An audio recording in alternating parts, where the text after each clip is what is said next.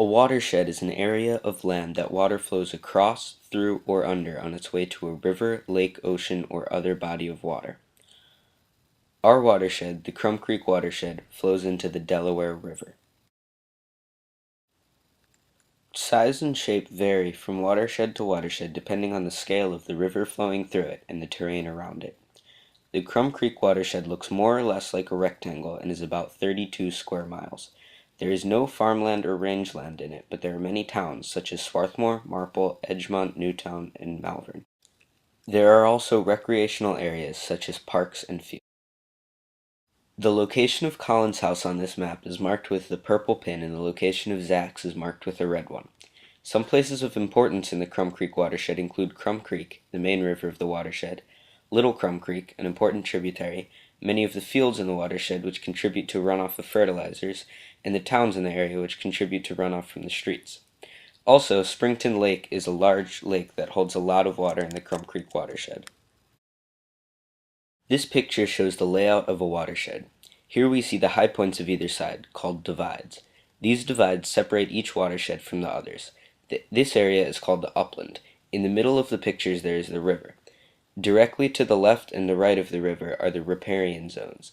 These areas have all of the flora and fauna that go with the area around an aquatic ecosystem and a terrestrial ecosystem. The floodplain is the river and both riparian zones. When the river is overflowing, the water spills out into the riparian zones.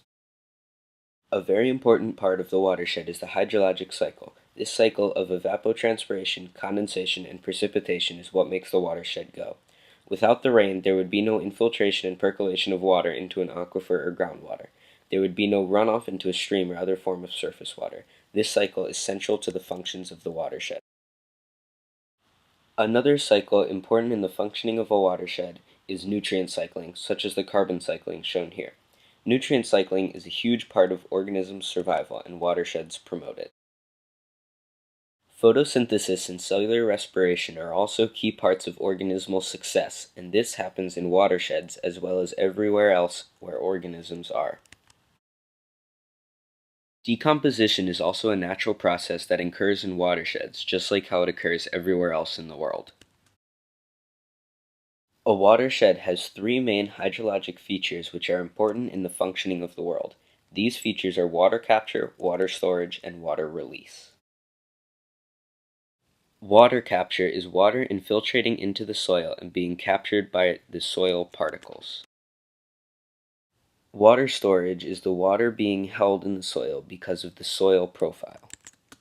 Water storage also includes rivers and lakes.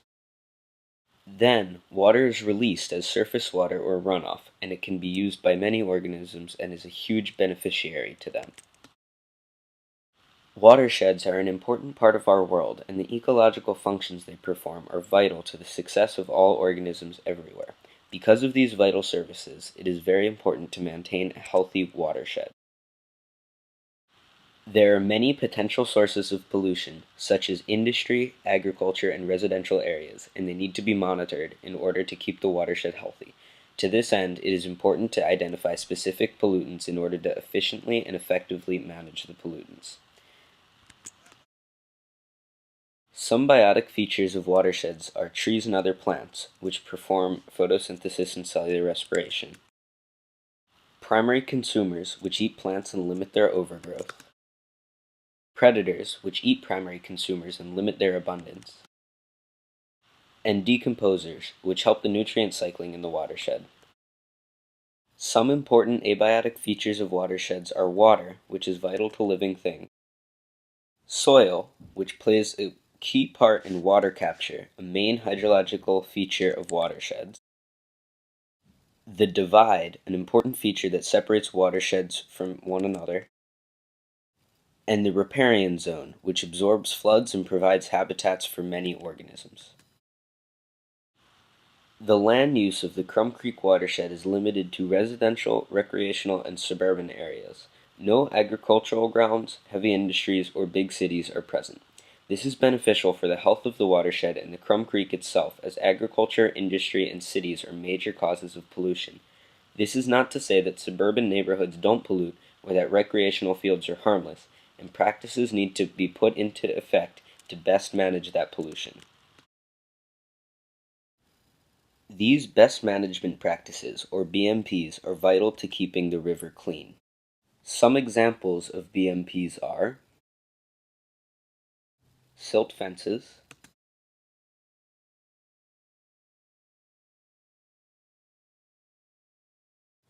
gravel driveways, green roofs, rooftop runoff catchers, stone riverbanks, and many more. Individuals at home using less water for showering, buying high-efficiency home appliances, and turning off lights in rooms they're not in can decrease pollution. Having a house with BMPs in the property or installing BMPs is beneficial as well. At school, creating or joining clubs such as Greenhaven that work to make the school a greener place are great for the environment. Installing BMPs like hay bales between the field and the pond is another example of what you can do. Compact fluorescents can save a lot of energy. Having a green roof on the building is also beneficial. Organizations such as the Green Valleys Association, the Chester Ridley Crum Watersheds Association, and the Darby Creek Valley Association work to keep our watersheds healthy and protected. The federal government has passed the Clean Water Act, a 1977 amendment to a 72 bill, putting regulations on discharges of pollutants. The state government has passed a bill mandating that counties must prepare plans for managing and keeping healthy the watersheds in the county. The county has a plan for managing the Crum Creek Watershed. This plan is very specific, including resources to be protected, such as a species of trout and a historic bridge, growth and land use change, such as aging septic systems, water availability and use, such as surface water withdrawal, runoff, such as impervious cover, water quality, such as septic input, and regional priorities, such as a certain subbasin is the highest priority for stormwater management. All in all, watersheds are an important part of our ecosystems, and keeping them healthy is an integral part of our environmental duty. The Crum Creek Watershed and the Delaware River Basin perform many key functions that are vital to our survival. We must keep them clean and functioning.